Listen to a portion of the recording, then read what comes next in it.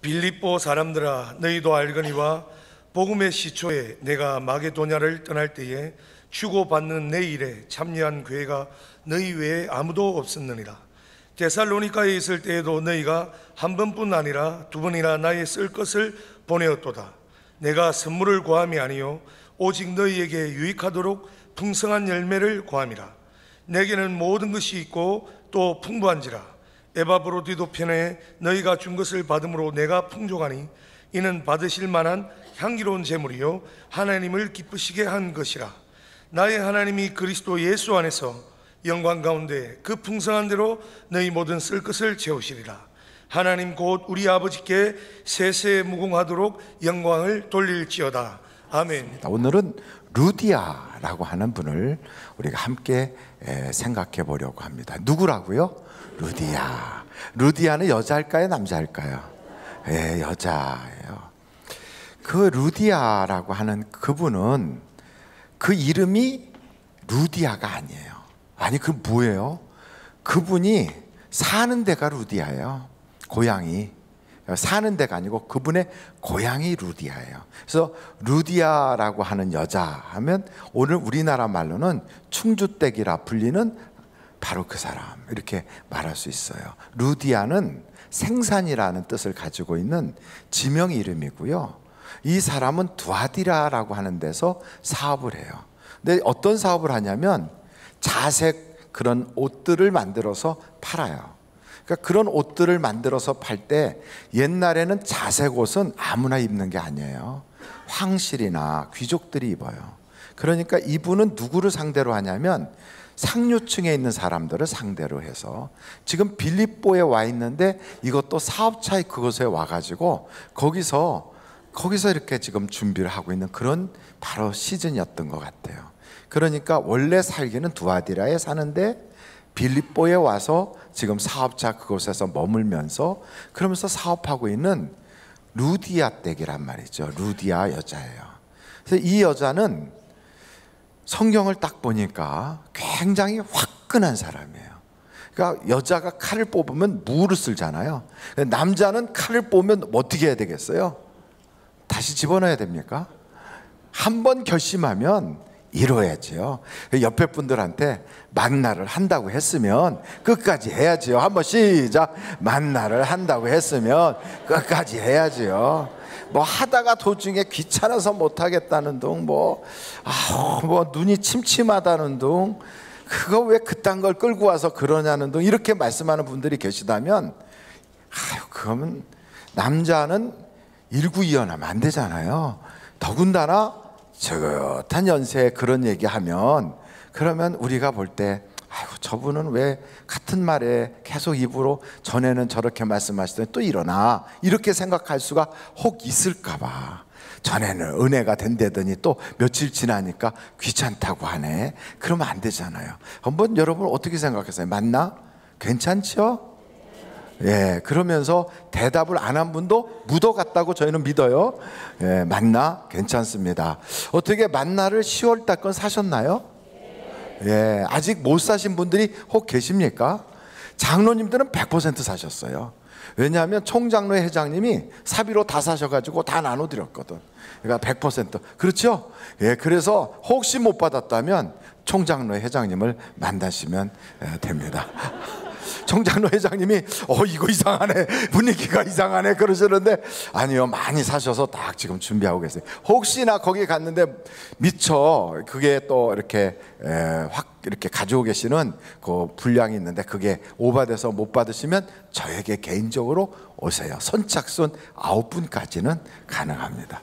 근데 어찌됐든 만나는 은혜를 받아요. 한번 말씀을 꺼내면 해야 돼요. 루디아라고 하는 이 여자도 믿습니다 그랬더니 화끈하게 믿잖아요. 혼자 믿는 게 아니라 온 가족이 다 믿어요.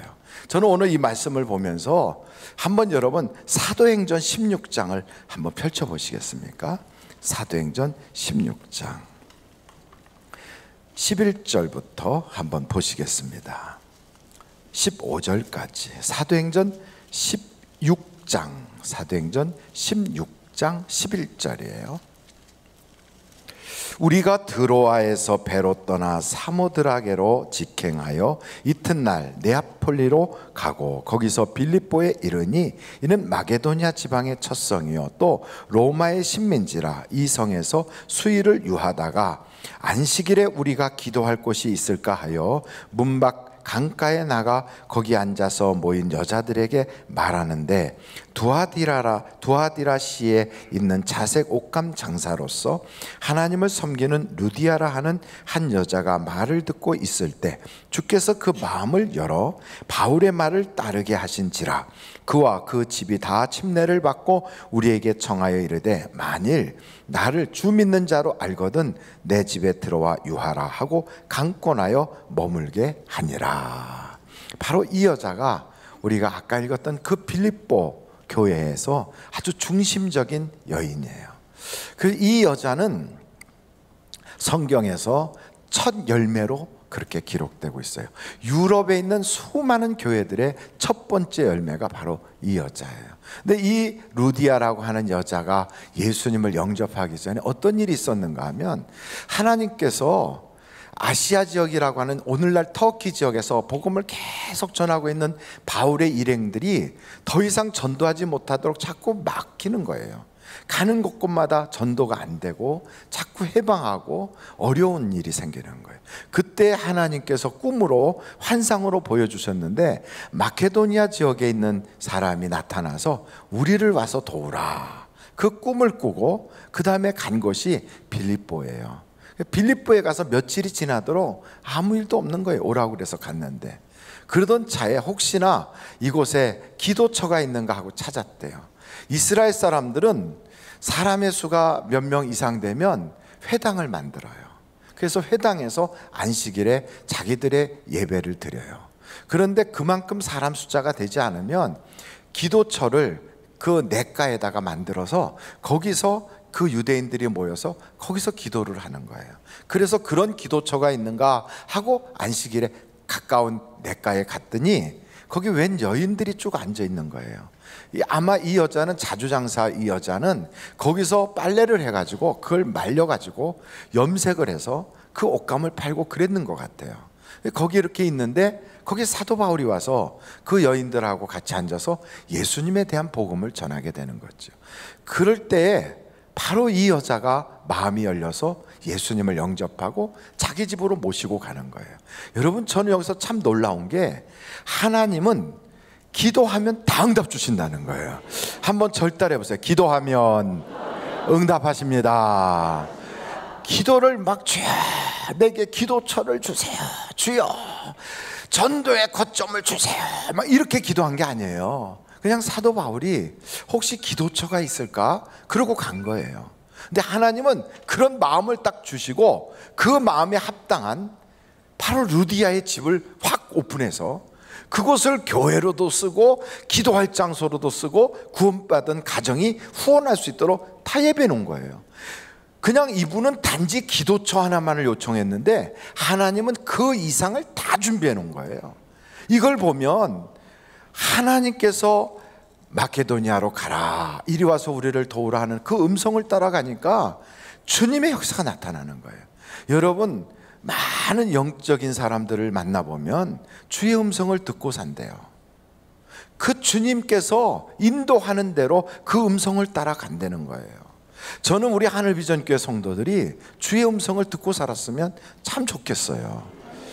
목사님, 나도 듣고 싶은데 들려야 듣지요. 그렇죠. 들려야 듣겠지요. 우리는 주의 음성을 듣는다 그러면 이런 생각들을 해요. 영태가 금도끼냐 은도끼냐. 우리는 그런 동화책을 보고 자라갔고요. 자꾸 하나님의 음성이 들리면 그런 생각을 해요. 마치 옛날에 그 동자를 섬긴다든지 아니면 뭐 용왕님 섬긴다든지 그리고 또 뭐 대감님이나 이런 그 장군님 섬기는 거 보면 뒤에다가 호랑이 그림 같은 거, 장군 그림 같은 거 탁 해놓고 막 칼 가지고 막 이러다가 신이 내리면 이러다가 듣거라 이러잖아요. 그것처럼 자꾸만 그렇게 오는 줄 알아요. 그거는 우리나라의 무속신앙의 잘못된 모습이거든요. 귀신 들어오는 거예요. 성령님은 그렇게 안 하세요. 뭐 막 그냥 막 이렇게 오는 그런 것은 아니에요. 그거는 신내림이에요. 신내림. 신내림은 그건 무당신이에요.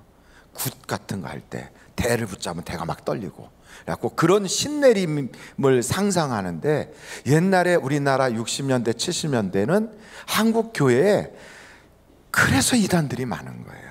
마치 하나님의 성령을 받으면 이게 신이 내리는 걸로 착각해가지고, 그래가지고 막 신 내린다고 그래갖고 하나님의 성령을 받은 게 아니라 무당신을 받아가지고 잘못된 대로 빠진 사람들이 엄청 많은 거예요.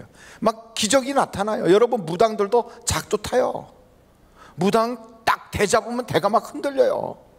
그러잖아요. 무당들, 큰 무당 굿하는 데 가서 보면, 여기 옛날에 우이동에 가면 거기 백운대가 있고요, 그 앞에 저 도봉산 거기에 이렇게 인수봉이 있어요. 인수봉 백운대 그 앞에 거기는 돌산인데 혹시 올라가 보셨나요? 예, 거기 올라가면 특별히 정초나 이런 때는 거기 무당들이 아주 국가적인 구슬해요. 그래가지고 초를 돌려가면서 켜놓고 거기서 구슬하는데, 그 초농이 바위에 녹아가지고 바위에 초농이 쫙 녹아 내려왔고 아주 그냥 반질반질하거든요. 그 사람이 발만 잘못 디디면 그냥 낭떠러지로 떨어지는 거예요. 엄청 높은 돌바위인데, 근데 거기서 춤을 춰요. 막 신 내려가지고. 그게 무당신이 그래요. 겉보기에는 엄청나거든요. 근데 비인격적이에요. 비윤리적이고, 그 역사론도 없어요. 그런데 하나님은 그렇게 임하지 않아요. 하나님은 인격적으로 우리에게 임하세요. 그래서 여러분, 성령님이 내게 오시면 막 이렇게 하는 게 아니고 나의 인품이 바뀌게 하고요, 내 속에서 성령님과 대화가 가능하고요. 그런데 신을 받으면, 신 내린 구슬한 사람 대화가 아니에요. 일방적으로 따라 들어라 막 이러고요. 그러면 예 비나이다 비나이다 막 이러고 그게 있죠. 다 무당신이 그러는 거예요. 그런데 하나님의 성령은 그렇게 안 하세요. 우리와 인격적으로 대화하시고요, 그리고 우리에게 성령의 열매들이 사랑과 희락과 온유와 자비와 양성과 충성과 오래 참음으로 막 나타나게 해주지, 그 이상한 비인격적인 모습이 나타나질 않아요. 그래서 우리가 오해하면 안 돼요. 하나님의 영은 우리에게 아주 가까이, 마치 에덴 동산에 있었던 그 아담 이브에게 해가 질 무렵에 주님이 산보하러 나오셔서 같이 아담아 어딨냐, 같이 한번 걸어볼까, 이렇게 하시는 것처럼 다가오신다고요. 그런 말씀으로 우리에게 감동으로 와요. 감동으로. 무엇으로 온다고요? 감동으로. 물론 때로는 음성으로 들려요. 사무엘아, 그 들려요. 그러나 그런 일은 아주 희귀한 거예요. 그래서 성경에 보면 선지자들도요, 그런 일이 일생에 두세 번 있을까 말까 해요. 근데 어떤 사람은 날마다 듣는다 그러면 정신과 가야 돼요. 틀림없어요. 그분은 정신병원 가야 돼요. 날마다 목사님 내 귀에 이상한 소리가 날마다 들려요. 그건 환청이에요. 그건 들어가서 정신과 병원 가서 약 드시고 그리고 의사 상담 받으셔야 돼요. 그런데 성령은 그렇게 역사 안 하세요. 그러나 하나님의 영, 성령이 하나님이 내게 말씀하시면 하나님의 말씀인 것이 분명하게 알아져요. 이것은 하나님의 말씀이구나 알게 돼요. 그렇게 딱 확실히 알게 되기 때문에 주님의 음성인 것을 긴가민가 이렇지가 않아요. 분명히 알게 돼요. 우리가 전화를 받아도 얼굴은 못 봐도 아, 김 집사님 이렇게 알잖아요. 똑같아요. 하나님은 분명하시다, 이걸 우리가 알 수 있어요. 근데 그 주님의 음성을 듣고 움직이면 하나님의 예비하심이 있어요. 그래서 기도란 뭐냐면 일방적인 나의 막 외치는 게 기도가 아니고요, 나와 하나님의 대화예요. 한번 절 따라해 보실까요? 나와 하나님의 대화입니다. 이게 기도예요. 그래서 성경에 보면 다 다윗도 그렇게 기도했고요, 모세도 그렇게 기도했고 다 그래요. 하나님 이렇게 하는 게 맞나요? 그럼 하나님이 그래, 너는 거기 있고 다른 사람들은 저 산 아래로 내려가라고 해라. 예, 알겠습니다. 이렇게 대화를 해요. 이게 다 기도예요. 예수님께 왔을 때도 제자들이 예수님께 묻잖아요. 그럼 다 대답을 하시고 대화하세요. 이게 기도예요. 그러니까 기도를 그냥 일방적으로 나 혼자 얘기하고 끝내는 것은, 그것은 싸움이지 기도가 아니에요. 여러분 부부간에서도 뭐라고, 여보 식사하세요. 그래 조금만 기다려, 나 좀 옷 좀 입고 나갈게. 예 알았어요. 그러면 얘들아 아빠 나오신단다, 저 준비하자, 이렇게 얘기가 되는 것이 대화잖아요. 똑같아요. 기도는 대화예요. 한번 절 따라 해보시까. 기도는 대화다. 그러니까 우리가 하나님께 먼저 묻는 거예요. 하나님, 무엇을 구하는 게 좋을까요? 기도도 내 마음대로 하는 게 아니고 물어보세요, 하나님께. 예수님도 겟세마네 동산에 들어가서 막 아뢰시다가 나중에 그래요. 아버지 내 뜻대로 마시고 아버지 뜻대로 하옵소서.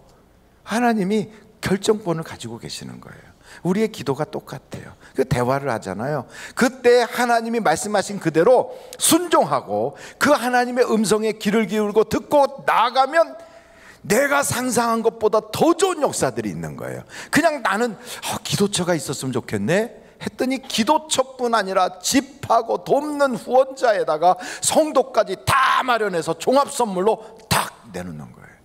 이게 하나님의 역사예요.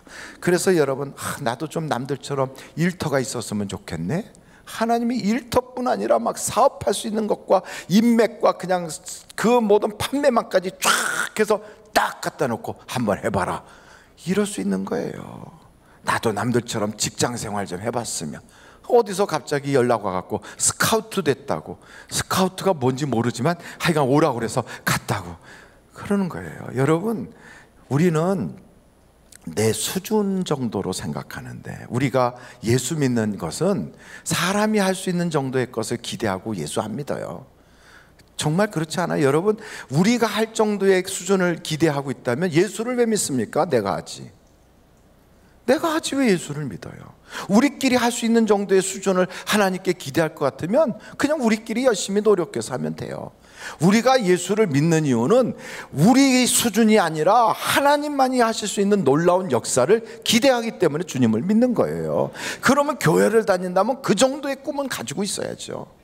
그 정도의 그 마음을 가지고 예수님을 만나야지요. 그런 마음을 가지고 와야 그 믿음대로 역사가 나타나는 거예요. 그러니까 어떤 사람은 와서 그냥 좋은 사람이나 몇 사람 만나보고 그냥 얘기나 하다 가겠다. 그 꿈 가지고 와서 차나 몇 잔 마시고 가면 되겠습니까? 우리가 시간을 들이고 물질을 들이고 그리고 하나님을 믿겠다고 왔으면 하나님을 만나고 가야지요. 할렐루야. 그래서 여기 보니까 이 하나님께서는 얼마나 놀라우신지, 말씀하신 대로 순종하니까 기적이 나타나요. 기도의 응답은 순종하는 사람에게 주시는 거예요. 빌립에게 하나님이 말씀합니다. 빌립아, 저 유대 광야로 빨리 가라. 말씀 듣고 뛰어갔어요. 뭔지 모르지만 하나님이 가라고 하시니까 막 간 거예요. 갔더니 마차가 막 가는 거예요. 저 마차 가까이로 가라. 막 갔어요. 갔더니 웬걸 거기에 에도피아 내시가 앉아서 성경을 보고 있는 거예요. 가까이 가서 당신이 읽는 게 무엇이오? 그랬더니 이사야서 53장을 읽고 있는 거예요. 읽는 걸 이해하시겠습니까? 아이고, 내가 어떻게 이해가 되겠어요? 가르쳐주는 사람이 없는데. 그랬더니 올라가서 바로 말씀을 가르치면서 그 사람에게 침례를 주고, 그랬더니 하나님께서 목적대로 달성하니까 그 빌립이 가는 곳곳마다 하나님의 기적이 나타났잖아요. 그러니까 빌립을 끌고서 사마리아 성에 딱 가니까 사마리아 성에 큰 기쁨이 있고, 사마리아 성에 가니까 귀신들이 떠나가고. 여러분, 하나님께 순종하기 시작하면 여러분의 발걸음이 딱 가면 가정에서 어둠의 권세가 떠나가기 시작해요. 귀신들이 떠나가기 시작해요. 그리고 그런 사람을 딱 만나면 이 사람이 딱 손을 붙잡는 순간 손에서 또 막 뜨거워지는 거예요. 막 마음이 뜨거워져요. 여러분, 살아도 우리는 하나님과 함께 사는 그런 축복을 받은 사람인데 우리는 그렇게 살 수 없잖아요. 하나님의 음성 들으면서 살 수 있기를 간절히 바랍니다. 그래서 저는 꿈이 있다면 하늘비전교회 성도들은 하나님과 다 통하는 사람들이다. 우리는 다 통한다. 이랬으면 좋겠어요. 다 통했으면 좋겠어요. 하나님하고 통하는 것을 원로 목사님 표현은 신통이라고 그래요. 신통망통해야 되잖아요. 신통하고 형통하고 만사형통해야 되잖아요. 그래서 저는 여러분들이 다 하나님과 통할 수 있기를 간절히 바랍니다. 옆에 분들한테 하나님과 통하십시오. 봐요. 저기도 하나님과 통하느라고 지금 집중적으로 기도하고 있잖아요. 얼마나 깊은 기도의 단계에 들어가 있는지 몰라요. 거의 입신 단계까지 들어갔어요. 박지호 목사님 아들인 것 같아요. 기도를 많이 하는 형제인 것 같아요.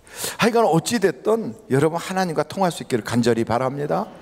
두 번째로 저는 이 말씀을 보면서 여기 성경 한번 사도행전 16장 보시겠습니까?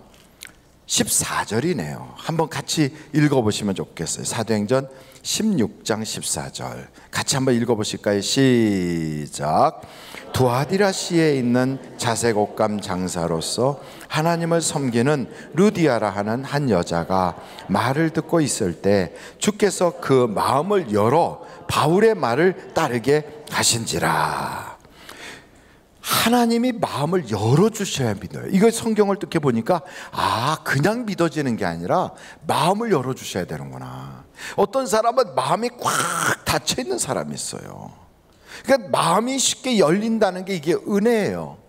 그러니까 성경 말씀을 가만히 보면 하나님의 말씀을 이렇게 전달할 때 듣고 아멘 아멘 하고 바로 은혜 받고 거기서 바로 깨닫고 바로 그 말씀대로 순종하는 게 이게 최고의 은혜예요.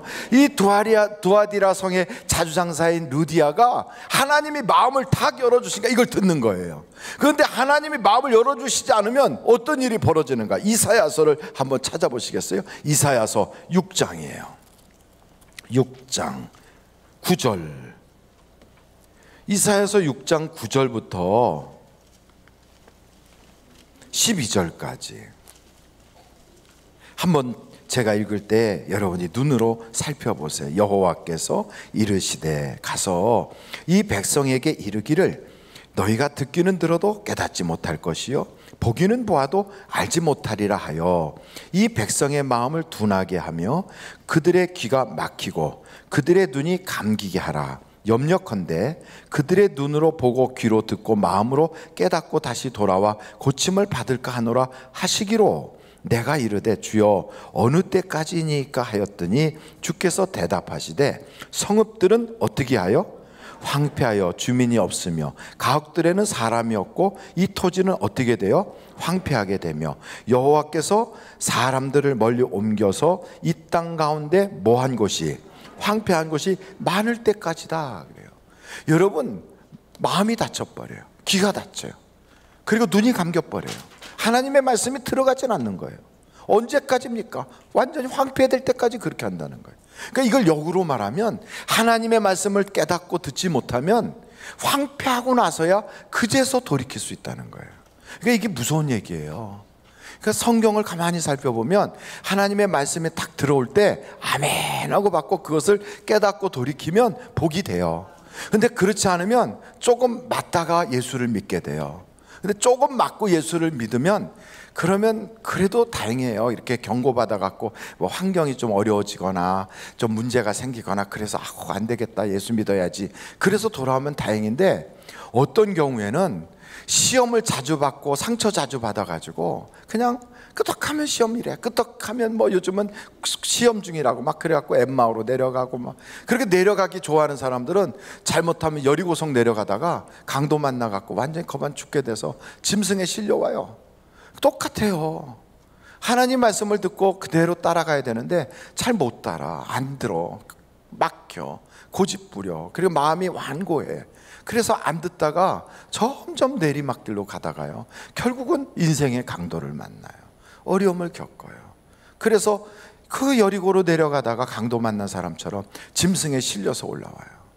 그런 일을 당하면 안 되잖아요.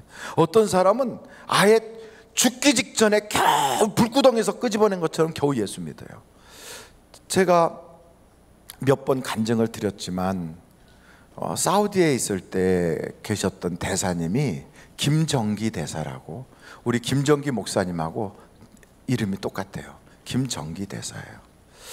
그분이 대사로 계실 때 많이 교회를 핍박했어요. 근데 그분 전에 계셨던 분은 아주 교회에 호의적이었고요. 그 아드님도 교회 꼬박꼬박 나왔어요. 근데 김정기 대사라고 하는 분은 그렇게 아주 교회에 그 핍박하고 선교하지 못하게 자꾸 막고 그랬어요. 저한테도 같이 식사하자고 그래서 불러서 갔더니 목사님 사우디에서는 선교하지 마십시오. 그래요. 저도 이곳에 오기 전에는 저 집사입니다. 선교연금도 했습니다. 근데 여기는 그럴 곳이 아닙니다. 선교하지 마십시오. 그러면서 얼마나 저에게 어려움을 주려고 그러는지, 제가 목사님 여권 그거 말소시켜서 한국으로 강제로 보낼 수도 있습니다, 막 이런 막 협박도 하고 그랬어요. 이제 그러다가 제가 1999년도에 한국에 돌아왔거든요. 한국에 돌아오고 나서 한 6개월쯤 지났어요. 근데 고려대학교에 다니는 경영학과인가 다니는 고대 대학원 다니는 학생이네요. 왔어요. 와서 목사님 신방 요청해도 가시나요? 갈 수 있다고. 그랬더니 한번 같이 가시면 좋겠어요. 그 어디냐고 그랬더니 우리 아버님이 아프신데 병원 신방을 좀 가자고. 그래서 갔어요. 경희대 병원이었어요. 가서 보니까 김정기 대사가 누워 있어요. 그 아들이 우리 교회에 그때 와 있었어요. 그러니까 참 세상이 좁아도 그렇게 좁을 수가 없어요. 그때 헌금한 게 우리 교회에다 헌금했는지 와 있는 거예요. 그래서 가서 보니까 누워가지고 눈물을 쭉 흘리고 있어요.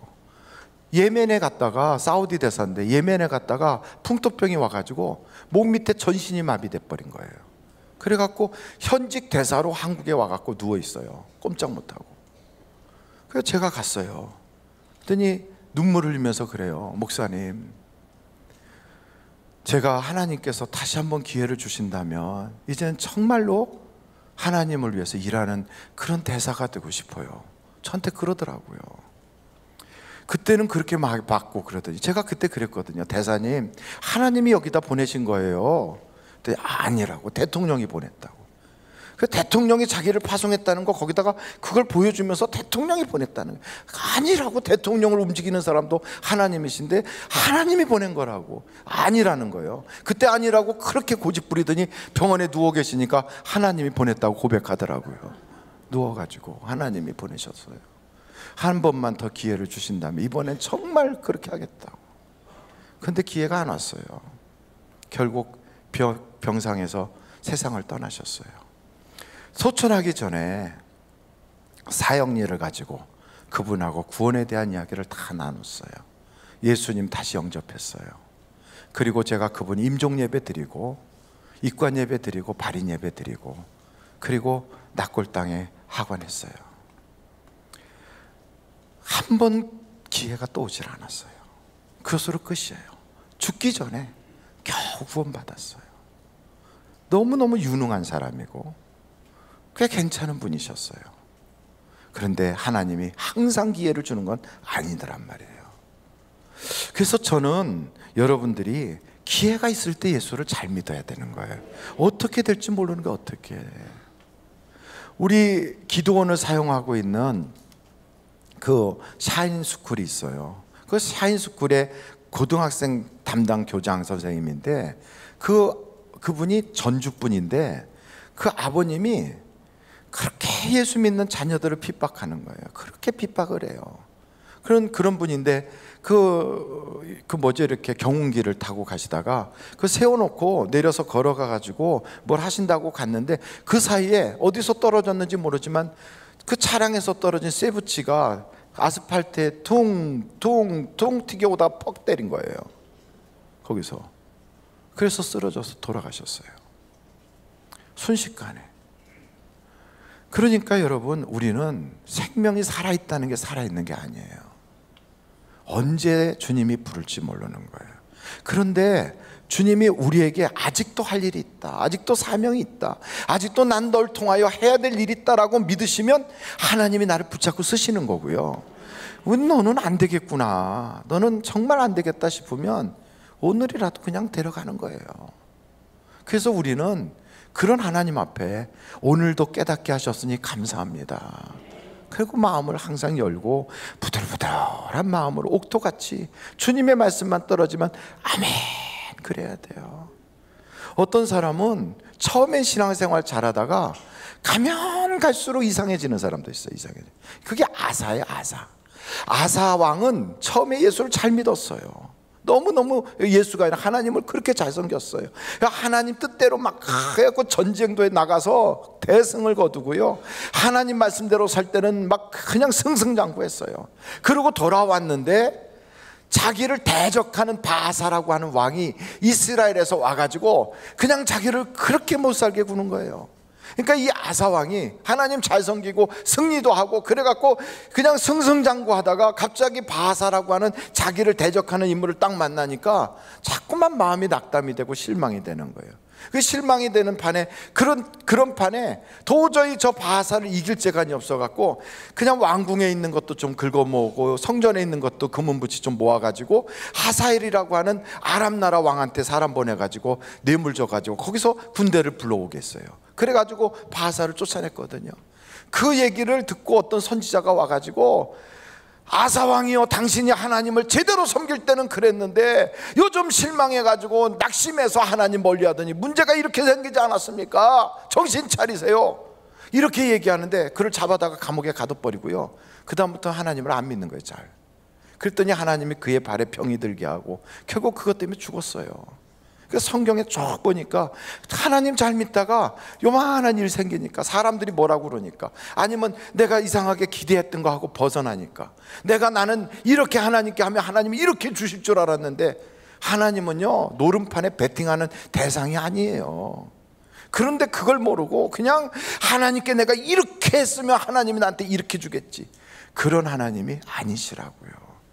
우리는 이래도 하나님이 감사하고 저래도 하나님이 감사하고. 왜요? 주신 모든 게 다 하나님 거니까. 그리고 내 생명도 하나님 거니까. 이걸 모르고선요 그냥 삐쭈고 빼쭈고 막 이래가지고 낙담해가지고서 나중에 하나님한테 인색을 떨고 입 싹 닫고 막 그러고 다니면 모르는 것 같지만 다 보여요. 사람도 볼 수 있는데 하나님이 못 보겠어요? 다 보이지. 그러면 결국은 사단이 나는 거예요. 그래서 아사가 그렇게 어려움을 당하는데, 저는 우리 사랑하는 성도들이 정말 한번 하나님이 마음을 딱 주셨으면 옥토 같은 마음이 변하지 않도록 날마다 쟁기로 갈아엎어서, 여러분 한번 말씀이 떨어지면 30배, 60배, 100배로 팍팍팍팍 나갈 수 있기를 간절히 바랍니다. 마귀는 끊임없이 도전하지만 넘어가지 마세요. 사탄 마귀가 나를 넘어뜨리면 이렇게 말하세요. 나 넘어졌다고 기뻐하지 마라. 나 예수님 때문에 또 일어난다. 네가 7번 나 넘어뜨렸다고 걱정하지 마라. 나 오뚜기야. 또 일어나는 거야. 여러분, 우리는 자꾸 일어나면 되는 거예요. 일어나면 넘어졌으면 옆으로 넘어졌습니까? 또 일어나. 뒤로 넘어 또 일어나. 옆으로는 또 일어나. 자꾸 일어나다 보면 아주 내 몸에요 이게 다 탄력이 붙더라고요. 저는 운동을 잘 못하는데 유도 선수들을 보니까 다른 것부터 배우는 게 아니라 넘어지는 것부터 배우더라고요. 다 넘어져요. 넘어질 때 안 다치게 넘어지는 걸 배워요. 그게 뭔가 했더니 그게 낙법이라고 그러더라고. 떨어지는 법을 배운대요. 쓰러지는 법을 배운대요. 여러분, 유도의 기초는 넘어지는 것부터 배우는 거예요. 우리 신앙도 똑같아요. 넘어진 데서 다시 일어나는 거 배우면 마귀가 나중에 질려서 도망가요. 이야, 너는 정말 힘들다. 야, 넌 안 되겠다. 그러고 그냥 가는 거예요. 여러분, 넘어져도 또 일어나고 넘어져도 또 일어나고. 그래서 성경에 악한 사단 마귀야, 내가 7번 넘어졌어도 기뻐하지 말 것은 나는 여호와로 인하여 다시 일어나노라. 이게 신앙이에요. 내 뜻대로 안 됐다고 입이 대박 나와갖고 입 투덜투덜거리고 다니. 그러면 하나님이 보실 때 어떻게 네가 종이 아니라 네가 주인 됐냐? 그러지 않겠어요. 다윗은 아들이 생명이 경각에 달렸을 때 하나님께 엎드려 기도해요. 하나님, 용서해 주세요. 살려주세요. 내 아들 좀 생명 좀 지켜주세요. 금식하면서 막 무르짖어 기도해요. 근데 하나님이 그냥 그 아들 생명 걷어가 버렸어요. 아니, 기도하면 응답받는다며, 기도하면 살려준다며. 그런데 다윗이 기도했는데 하나님이 생명을 걷어가 버렸어요. 그러니까 왕의 아들이 죽으니까 대신들도 제대로 말도 못하는 거예요. 말 잘못했다가 죽을까 봐. 그러니까 대신들이 뒤에서 어떻게 하냐 임금님이 금식까지 해가면서 기도하는데 아들이 죽어버렸으니 어떻게 하냐. 그러니까 다윗이 벌써 눈치가 빨라서 다 깨닫는 거예요. 어떻게 아이가 죽었냐? 네. 그래 일어났어. 그냥 옷을 싹 갈아입고 목욕하더니만, 그리고 밥 가져와라고 밥 먹는 거예요. 아니, 애가 죽기 전에는 저렇게 아플 때는 금식까지 해갖고 기도하더니 애가 죽어버리니까 이제 밥맛이 좋은가, 왜 저렇게 밥을 먹나 물어봤지요. 왜 그랬냐고. 그랬더니 하나님이 이미 결정하셨는 것을 내가 어떻게 하나님을 뒤집을 수 있냐, 나는 하나님께 순종할 뿐이지. 이게 다윗이에요. 여러분, 우리는 그런 자예요. 어떻게 하나님의 결정을 뒤집어 엎으려고 그럽니까? 그 순종하는 게, 그게 바로 우리가 하나님을 섬기는 자의 자세에 대한 말이죠. 그래서 아무리 어려운 고난과 역경이 찾아와도, 그렇잖아요. 욥은 내가 정금같이 나오리라. 여러분, 한번 그 말씀을 내가 띄워달라고 부탁을 했는데 한번 띄워보실래요? 욥기서 23장 10절 말씀인데요, 방송실에서 띄워줘요. 한번 다 같이 한번 욥기서 23장 10절 다 같이 한번 읽어보실까요? 시작. 그러나 그분은 내가 가는 길을 아시지. 그분이 나를 시험하신 후에는 내가 정금같이 되겠지. 이 말씀은 다른 말씀이 아니에요. 지금 막 시험하니까 나중에 정금이 된다는 얘기가 아니고요, 그 원래를 보면 지금도 정금이에요. 그래서 아무리 시험해도 그냥 여전히 정금이라는 거예요. 그래서 앞뒤 말씀을 쫙 읽어보면, 그래서 하나님은 내가 뭐 하는지 다 알고 있다는 거예요. 하나님, 나 시험해도 나 정금이에요. 나 원래 100% 순도 100% 금이에요. 아시잖아요. 우리가 엎어지고 넘어져도 하나님, 그래도 나는 순도 100% 믿음을 지키는 하나님의 종입니다. 이 마음을 가지고 가야 욥기가 마지막에 보면 갑절의 복을 받잖아요. 하나님이 아무한테나 그러십니까? 그만한 믿음이 있으니까 믿음의 분량에 맞게 주시는 거지요. 그래서 여러분, 하나님이 마음을 열어주셔야 역사가 나타나요. 그래서 우리가 기도할 때 주여 내 마음을 열어주소서, 주님 오늘도 주님 말씀이 내게 들려지게 하시고 그 말씀을 통하여 내가 변화받게 해주세요. 이렇게 해야 돼요. 마지막으로 이 루디아라고 하는 여자는 제가 처음 말씀드린 것처럼 유럽교의 첫 열매예요. 근데 이 여자가 그렇게 자기 혼자 믿은 게 아니라 자기가 믿으면서 온 가족을 다 예수 믿게 한 거예요. 이걸 보고 사도 바울이 충격을 받았어요. 보통 예수 믿으면 혼자 믿는데 이 여자는 자기가 믿으면서 자기 온 가족을 다 믿게 하는 거예요. 그걸 딱 보고 사도 바울이 그렇구나, 주 예수를 믿으면 온 가족이 구원받는구나, 이걸 한 거예요. 그래서 사도 바울이 빌립보에서 이 여자를 만나고 하나님이 그 여자를 통하여 주시는 메시지를 딱 받아가지고 이번에는 빌립보 감옥에 가서 엄청 매를 맞고 났는데, 그날 밤중에 지진이 일어나서 옥문이 열리고 난리가 났어요. 그 간수가 보니까 다 도망간 줄 알고 자결하려고 그러는데, 손을 움직이지 마시오, 우리가 다 여기 있으니 죽으려고 하지 마세요. 그랬더니 간수가 뛰어내려가서 보니까 죄수들이 다 그냥 있어요. 아무도 도망 안 갔어. 아우, 내 죽을 뻔했는데 큰일 날 뻔했네. 그래가지고 거기서 밤새도록 찬송 부르고 기도하던 바울과 실라를 이렇게 모시고 집에 가서 매 맞은 데를 다 닦아주면서 아우, 죄송하다고, 이렇게 귀한 분들인 걸 몰랐다고. 그랬더니 말씀을 증거하는 거예요. 예수를 믿으라고.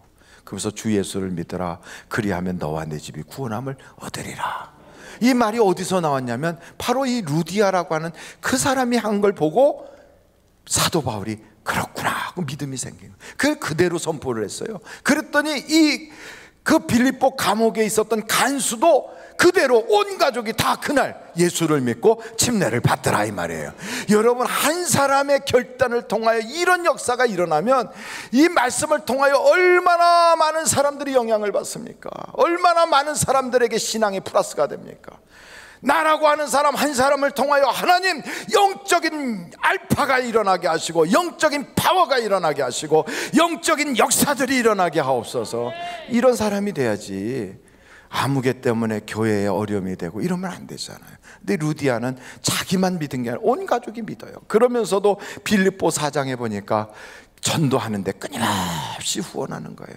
하나님이 그걸 보고 사도 바울을 통하여 뭐라고 하냐면 향기로운 제물이다, 하나님이 내게 주신 열매로다. 여러분, 하나님께 헌금하는 거, 후원하는 거, 성도들이 하는 일에 뒤에서 열심히 자원하는 거, 돈 있다고 할 수 있는 게 아니에요. 물질이 가는 곳에 마음이 있어야 가지요. 그냥 갑니까? 세상에서 가장 그 물질이 이렇게 쓰기 힘든 사람이, 돈 있는 사람이 더 쓰기 힘들어요. 정말 어려운 겁니다. 저 정몽준이라고 하는 그 축구 협회 회장을 지내신 분이 있어요. 혹시 아십니까? 예, 그분이 여러분은 아시는 건 아니고요. 우리가 그분을 알잖아요. 근데 그분하고 가까이 지내면서 이렇게 지내는 뭐 김은국이라든지 이런 축구 잘하는 사람들이 하는 얘기가 있어요. 정몽준 씨 되게 짜요. 그래. 되게 짜대요. 아니 그 재벌이 아니 얼마나 짜길래 그분 주머니에서 돈 나오는 걸 본 적이 없어요. 그렇게 짜대요. 무지 짜대요. 그래서 제가 가만히 생각해 봤어요. 아, 재벌은 그냥 재벌 되는 게 아니라 아주 돈을 덜덜덜 떨어야 재벌 되는구나. 덜덜덜. 제가 재벌이 안 된 이유는 그냥 사람만 보면 뭐 사주고 싶어 가지고 주머니에 있는 돈 다 털다 보니까 재벌이 못 됐어요. 근데 그 양반은 주머니에 돈이 들어가면 안 나온다는 거예요.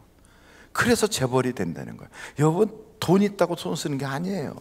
이 물질을 쓸 수 있다는 거는 굉장한 거예요. 굉장한 거. 그런 물질을 쓸 때 하나님이 뭐라고 합니까?